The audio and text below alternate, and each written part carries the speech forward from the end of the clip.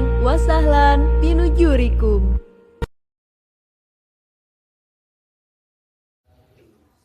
Assalamualaikum warahmatullahi wabarakatuh. Alhamdulillahirabbil alamin. Nahmaduhu wa nasta'inuhu wa nastaghfiruh wa na'udzu billahi min syururi anfusina wa min sayyiati a'malina.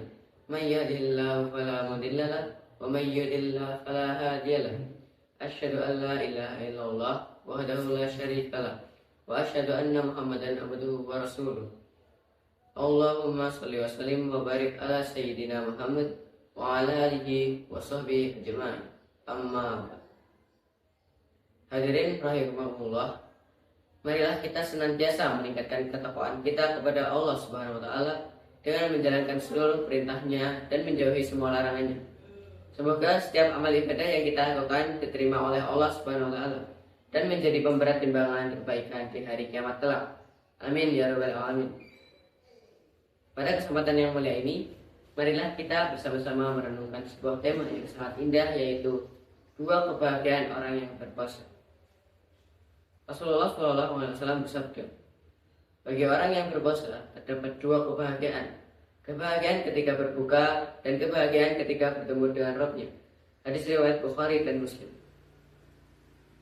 Hadis ini menjelaskan kepada kita bahwa ibadah puasa bukanlah ibadah yang memberatkan, melainkan ibadah yang penuh dengan kebahagiaan, keberkahan, dan kemuliaan. Ada dua kebahagiaan besar yang Allah janjikan bagi orang-orang yang berpuasa. Kebahagiaan yang pertama adalah kebahagiaan ketika berbuka puasa.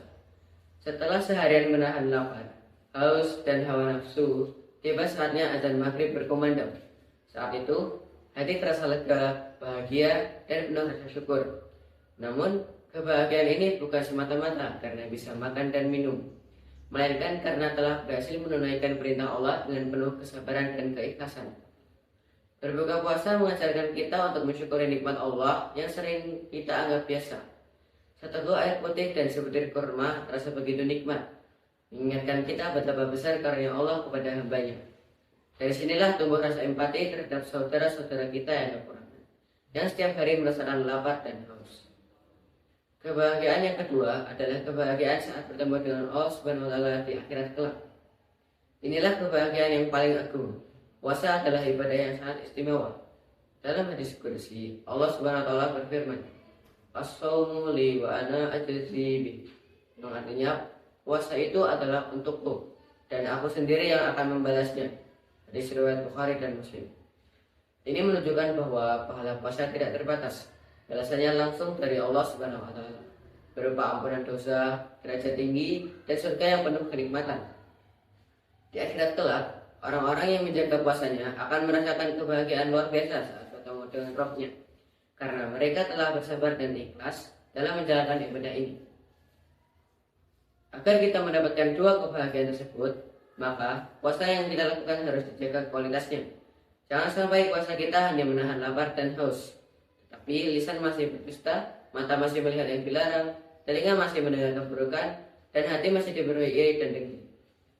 Mari kita jadikan puasa sebagai sarana untuk memperbaiki akhlak, memperbanyak amal soleh, mempererat ukhuwah, serta meningkatkan kepedulian sosial.